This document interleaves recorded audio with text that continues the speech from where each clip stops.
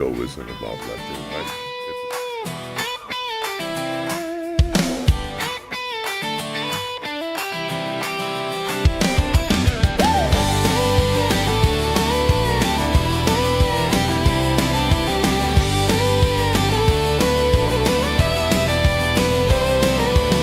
Wind on the porch flag, sun on the barn roof, boots by the doorway, dust on the old coupe. Kids in the backfield chasing that red ball. Radio low, neighbor makes a roll call. From Cody to Cheyenne, voices in the same key. These are our fences. This is our country. Not left, not right, just living how we pray. We're the ones who stay. Wyoming stands tall. We don't bow, we don't crawl. We're the ones they can't control. From some distant marble hall, from the mountains to the plains, through the blizzards, through the rain, we the people draw the line, take our freedom back again. Wyoming stands tall. Mama at the sink laughs, wipes off her wet hands, phones on the table, talk of new plans. Granddad at the counter, map spread like a quilt, lines tracing fences that our great-grandmothers built. Caravans of ranch trucks rolling in a long line, county fairground fields, hearts beating in time. Not red, not blue, just a homegrown crew saying we remember who this belongs to. Wyoming stands tall. We don't bow, we don't crawl. We're the ones they can't control. From some distant marble hall, from the mountains to the plains, through the blizzards, through the rain, we the people draw the line, take our freedom back again. Wyoming stands tall. No more talking heads telling us what we meant when we send our money, when we cast our consent. We are more than numbers on a screen back east, with the hands in the harvest, the faith and the feast. Hey, hey, family side by side. Hey, hey, we decide. Hey, hey, listen, DC, you work for us, you work for me. Wyoming stands tall. Wyoming stands tall. Wyoming stands tall.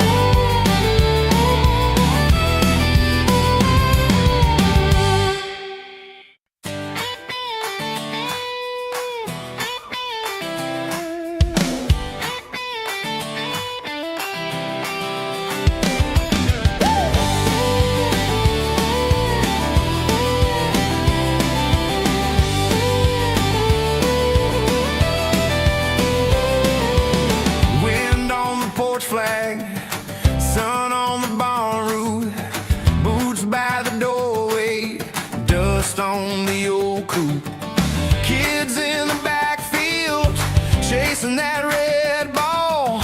Radio low, neighbor makes a roll call.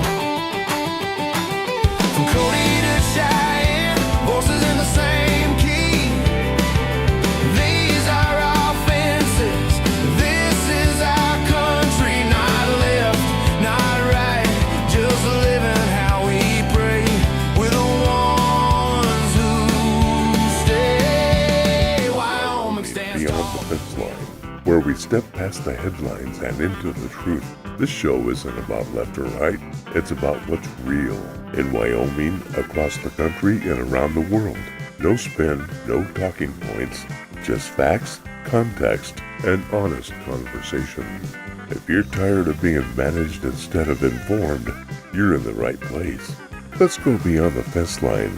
And now, here is your host, Joseph Kibler, candidate for... Hey, good morning, Wyoming. Tuesday, March 31st. Wow, we've lost another month.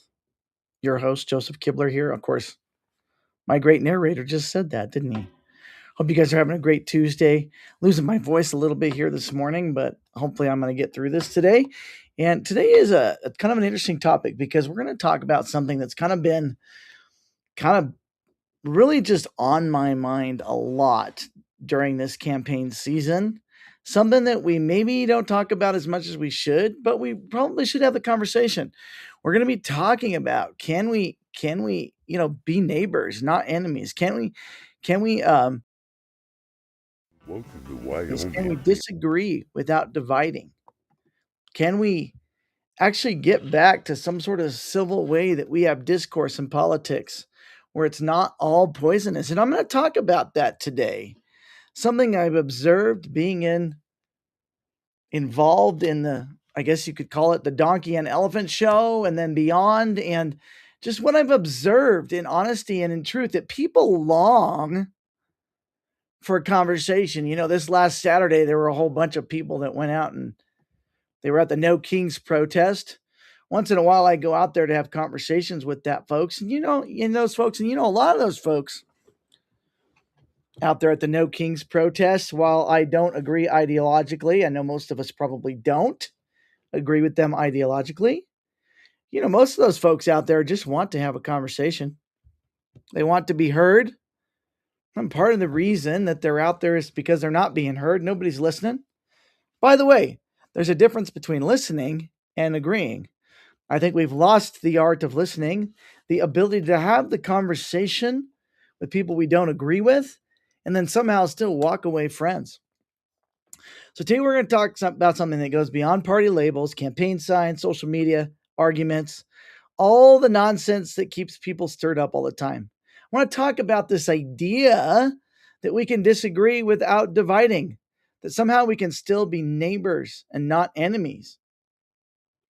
Because right now across the country, and yes, even here in Wyoming too, people are being pushed into the belief that if someone disagrees with you, that person must be bad or evil, even, or a traitor or a rhino, or just go down the list, right, of all of the names that we call each other when someone doesn't agree with all the things or the way that we agree all the time. This is not just mistaken, you guys, it's wrong. Not not just seeing things differently. Now we're dangerous, we're hateful, we're ignorant, we're evil, we're beyond redemption. All of this narrative that we spin. And do I deny that these progressive conservatives or rhinos exist? No, I don't.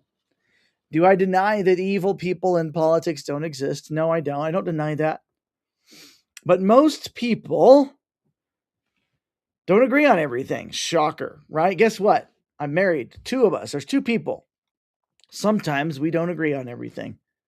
Now try to get hundreds of people to agree, or 50 people to agree, or 60 people to agree. It's hard work. But we've created a political environment where agreement equals whether or not we could be friends. Agreement equals whether or not we could be civil and kind to each other. And that's the environment that we've created. And you know what? To be honest, it's poison. It's poison in politics. It's poison in our families. It's poison in our churches. It's poison in our friendships. And it's a poison in our communities. And the truth is, a whole lot of us are exhausted by that. We're exhausted. We're tired of this. We're tired of being told to pick a team and hate the other side. We're tired of watching people getting sorted, labeled, mocked, and shoved into boxes. What's interesting about this is so often we claim to be, we want less labels. We want to stop putting people in boxes, yet we do the opposite thing. And yet we're being told, and I'll reiterate this, every conversation is a battle. We're being told to pick a team and hate the other side. It's got to stop, folks. Scripture warns us about this in a way. It says, every kingdom divided against itself will be brought to desolation, and every city or house that's divided against itself will not stand. At some point, folks, we've got to be willing to have the conversation, because most of us, I guess I say regular folk, we're tired of not being able to have the conversation and being labeled as traitors or other names when we're just merely willing to have the conversation. I believe that people want more honesty, more courage, more grace, more backbone, more humility. And I think that's one of the reasons that people are looking for something different right now, especially in politics. So here's the problem we have. Here's the problem that we have. So today I'm going to talk about the problem. I'm going to talk about disagreement not being the enemy, and that we can love truth without loving chaos. And that's important. What leadership means and what is the bigger question? And then I'm going to close this out. So what is the problem? We have built a culture where people are rewarded for outrage. If you stay calm, you get ignored. If you ask questions, God forbid, you get attacked.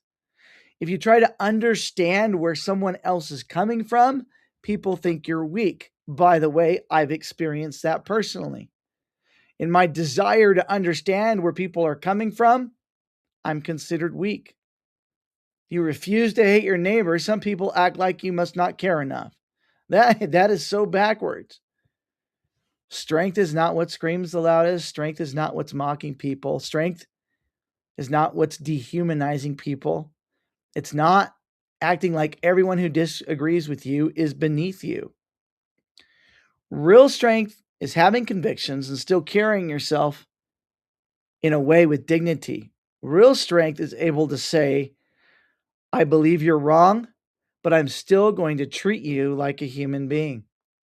That's what real strength is. This should not be revolutionary, you guys, but these days somehow it is. Division has become, I guess, sort of more like a business model, how I think of it. That's just kind of what we do, right? Some people make money from the division. Some people build a platform around it. Some people gain power by it. Some people stay relevant by keeping everybody angry. And if people stay divided, they stay distracted.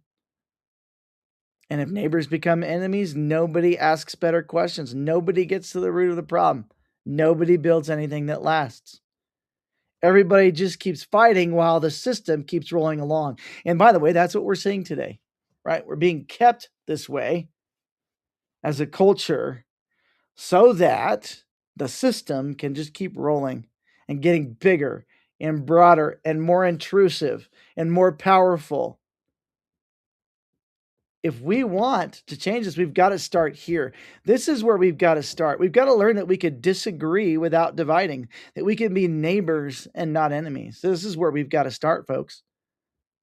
This is where we have to start. And Romans 12:18 says, in as much as it depends on you, or if it is possible, as much as it depends on you, live at peace with all men. Yeah, that's a command, folks. I know a lot of us may go, well, Joseph, I just can't live at peace with this person or that person. And that may be the case. I don't deny that there are obviously truly people who are, truly evil in this world, who do not have any good intent in their hearts and minds.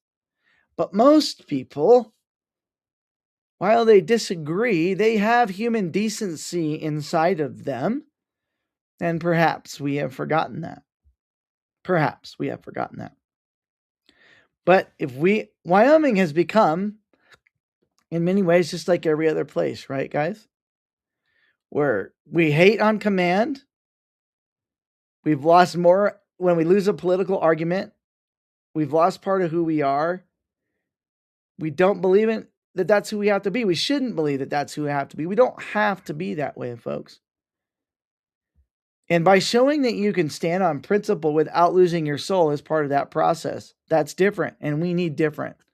That's really, really what we've got to be doing, folks. We've got to stop hating each other.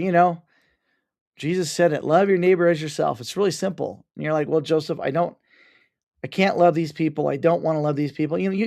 That's a choice. And I understand there are extenuating circumstances for many people listening today where, where you can't love that person. You know what? That's okay. I understand that there are beefs across this state politically, emotionally, mentally, all of that. And that those things get in the way of being able to love your neighbor sometimes. And that's all right. You can love your neighbor, but that doesn't mean you have to agree with them. Doesn't mean you have to sit down and have coffee with them every day. but we could start treating each other with a little bit more respect and dignity. You know, why would we seek to destroy one another? You look at your fellow man. This is one thing that I think kind of gets me a little bit is this idea of destructiveness, that if we don't agree with someone politically or perhaps someone isn't our candidate, we will seek to find ways to destroy their lives. I don't know why we do that. What do we gain? What do we gain by destroying someone else's life? Little power, a little position, a little extra money. While that person then has to pick up the pieces because you've decided to destroy them. What is that about, folks? We shouldn't do that. Disagreement's not the enemy. It's not the problem. In fact, disagreement can be healthy. It sharpens us. It reveals weak thinking. It can force us to ask better questions. As I've been running for governor, there are certainly a bunch of hills that I'm willing to die on. Life, liberty, integrity, those things. Some of those hills I might be willing to die on, but a lot of them I'm not. I'm willing to ask the questions. I'm willing to have the conversation. That can make us stronger, more grounded, don't you think? The problem is what we've attached to disagreement. Disagreement now becomes suspicion. It becomes hostility. Assumptions are made. And it comes with this idea that if somebody doesn't say that exact approved words or those exact approved order, they're automatically your enemy. It's so interesting to me. Harriet Hageman has been a favorite of Wyoming for a long time. She was duly elected to the House and will likely be elected to the Senate without question. Yet, so many of you who have supported her unequivocally the minute that she endorsed Megan for governor, suddenly you're throwing her under the bus. Folks, this is what's wrong with modern politics and modern culture. Is this idea that somehow, first of all, we're going to elect someone and they're going to do everything we want the way we want it. That's not even humanly possible, folks. It doesn't matter who you elect. They will at some point do something that will fail you, that will disappoint you. I know a lot of you have been disappointed in ways with Harriet Hageman. But look at the big picture, folks. You loved her. You supported her. You've been her biggest fans. And the minute she does something, in this case, she endorsed a candidate that's not your candidate, you're throwing her under the bus. You're throwing her to the wind. She's now a traitor. She's now betrayed you. Folks, that's childish. And honestly, it's dangerous. And this is why we can't have nice things. I say this sometimes. This is why we can't have nice things, folks. You can say, you know what? I really don't appreciate that she endorsed Megan for governor. But boy, I sure love all these other things that she does. You could do that, but instead you're just throwing her under the bus because now she's suddenly done something that you don't like. It's not okay. And here I am standing up for someone who has endorsed another candidate in this race because of principle, because I think it matters that we don't need to have this division. You know what? I know she didn't endorse your candidate. Okay, so what? She's still a decent human being who's done a decent job for Wyoming. Yet, we're now treating her like a traitor. It's horrible, folks. We shouldn't be doing that. We should not be doing that to her. Even if she does something, one thing or two things that you don't agree with. Look at the big picture, folks. We've got to stop doing this. We've got to stop treating each other like this. Because when we stop seeing people as people, it just becomes easy to justify anything we say about them, anything we do to them, any lie that you tell yourself, and you just say it's okay. Our country, our state cannot stand if this is how we are going to treat each other, that suddenly we go from being someone's biggest fan to despising them because they didn't do everything we wanted. Guess what? Hate to break it to you, folks. No matter who is elected in this November season, no matter who is elected, they will fail you. This is why we don't put our faith and our trust and our hope in people that we elect. That is mistaken. That is misplaced faith. That is misplaced hope. That's misplaced trust. Because no matter who you elect, if you elect Brent Bien, you elect Eric Barlow, you elect me, we will fail you. And at some point, you will probably want to throw us under the bus.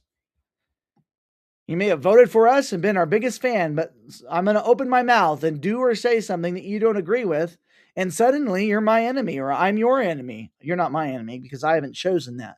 I'm not going to choose that. With any of you in Wyoming that are watching, I'm not going to choose to make you my enemy. Now, if you decide that I'm your enemy and that's how you want to feel towards me, that's, of course, completely your prerogative. But we can't keep doing it this way, folks. We just can't. It's destroying our culture. It's destroying our constitutional republic. And this is why, I'll say it again, this is why we can't have nice things. This is why we can't get stuff done in government. Because the minute someone disagrees with us, they become an enemy. When maybe we should just sit down and have the conversation, work through it, and maybe we'll find out in most cases, we're not that far apart. We're not as far apart as the mainstream media leads us to believe in keeping us divided. We're just not. You can love the truth without the chaos, folks. And it's kind of a monologue this morning. I'm just kind of realizing that. It's just kind of a monologue. Now, let's be clear about something else. This does not mean that we water down our principles, okay? We don't have to do that. This doesn't mean that your convictions don't matter. It doesn't mean the truth doesn't matter. It does not mean that we could all just smile, hold hands, sing Kumbaya, and pretend the deep issues aren't real. Like, that's not what this means. It's not what I'm saying at all. What I'm saying is that you can be bold without being cruel. You can be honest without being hateful. You can be direct without being destructive. You can stand for what is right without acting like bitterness is a virtue. Too many people today confuse being harsh with being strong. They think kindness means compromise. They think grace means surrender. They think decency means weakness. But no, that's not what it means, folks. Sometimes the strongest thing a person can do is remain steady when the whole world is turning upside down around them. When the whole world is trying to turn a disagreement into a war. I want to read this again because I want to say this again, actually, because I think it's important. Yes, I'm kind of reading it because I got it here in my show notes. You can be honest without being hateful. You can be direct without being destructive. You can be bold without being cruel. You can stand for what is right without acting like bitterness is a virtue. We can do that, folks. And that is what we need to do. So what does this mean for leadership? Because this matters in leadership. Arguably, it starts at the top, right, folks? And I'm not really going to get into that conversation today. You guys can look at some of my other episodes on this. But it does. It starts at the top. It means that leadership is not supposed to make people hate each other more efficiently. Leaders should lower the temperature without lowering the standard. That can be done, by the way. Leadership should tell the truth, deal with the root causes, and invite people to be something better or into something better. It really is important. We need leaders who can look people in the eye, even when they disagree, and say, you know what? I'm going to tell you the truth. I'm going to stand on my principles. I'm not going to be fake about my beliefs, but I'm also not going to treat you like garbage just because we disagree. Folks, I've seen that. I have heard people call the No Kings protesters pieces of garbage. I've heard that. How is that helpful? How does that build goodwill? How is that loving your neighbor? It's not. It's not. It's why that kind of leadership feels rare right now. Doesn't mean it's impossible. And I think a lot of people are hungry for it. So let's kind of bring this all together and wrap this up. Actually, I want to read this quick verse. Proverbs 15:1. A soft answer turns away wrath, and a harsh word stirs up anger. If someone's angry at you or someone's beating you up or someone's being rude towards you, you can give them a soft answer and move on. I think a lot of people tell me, I've had a lot of people tell me, wow, Joseph, you are able to exercise such great restraint in difficult situations where I would just be losing my mind. And maybe that's a gift that God's given to me. I don't know. Where I can have a megaphone in my face and still be calm and kind and considerate and strong and not respond in like kind. Again, maybe that's just a gift. Maybe that's just something that God's given to me. But if we did that, we could change the world, folks. So, this is obviously not just about politics. This is about who we're becoming as a culture. Are we becoming a people who can only function inside outrage? Are we becoming a people who need an enemy to feel alive? Are we becoming a people that have lost the ability to listen, think, and speak with conviction and decency at the same time? We need to ask ourselves those questions. Or are we willing to be something different? This applies to politics, leadership, communities, people. If we want a better Wyoming, then we have to decide whether we're going to keep copying this model of division amongst ourselves as well, by the way. Not, you see it within the parties, the 19 factions or whatever. This division that goes on, and we see it. We see it everywhere else. And we see it coming at us from every direction. And we have to make a choice, because at the end of the day, your neighbor is not your enemy just because they disagree with you. You may strongly disagree. You may never vote the same way. You may never even see the future of this state the same way. But if we lose the ability, which we have, by the way, for all intensive purposes, we've lost this ability to live alongside each other, to talk to each other, and to even challenge each other without tearing everything apart. And when we're doing that, we're giving away something precious. We're giving away our communities, our culture. I don't think we have to do that. I think we could tell the truth with integrity. I think we can stand firm. I think we can defend what matters. think we could do it without becoming a culture that keeps trying to turn us into enemies and divided. I think we can do it. We can be better than that. We can be stronger than that. It won't be perfect, and at times it's going to be messy. But maybe just today we could start to recognize that we need to choose our neighbors. Stop turning them into enemies. We can choose conviction over chaos. We can choose courage over outrage. And let's actually be something different. I think we can be something different. I want to pull out just a couple of highlights from this show as we wrap it up today. And that is this. Can we disagree without dividing? Can we still be neighbors and not enemies? I think we can. I think we can do that. Because anything else it's poisoning all of us. It's poisoning us. And yes, people benefit from the outrage. Some people make money. They build platforms. They gain power. They stay relevant. They keep us divided and distracted so that they can stay in power, and the system just keeps going on. But I wanted to kind of close up with, I think for me, what was kind of the highlight of today's show. And that is this. You can be bold without being, you can be bold without being cruel. You can be honest without being hateful. You can be direct without being destructive. You can stand for what is right without acting like bitterness is a virtue. You can do those things. I believe that.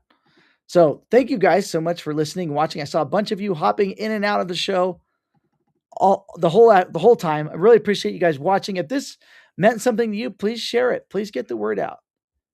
Please tell people, hey, we could do this differently. So what's coming up the rest of the week on the show? Why the same problems keep getting the same results? We're going to be talking about that tomorrow on the show. And then on Thursday, we're going to talk about leadership versus position. And what do we have right now? What's going on? And honestly, I have no idea what I'm doing on Friday's show. We'll see what happens when Friday comes. With that, I hope you guys have a great rest of the week. Joseph signing out. I'm gonna send you out with a little bit of Love Your Neighbor. It's a really great song. Actually, the song was my wife's idea. And so I'm gonna play that for you guys. God bless. Have a great day. Bye now.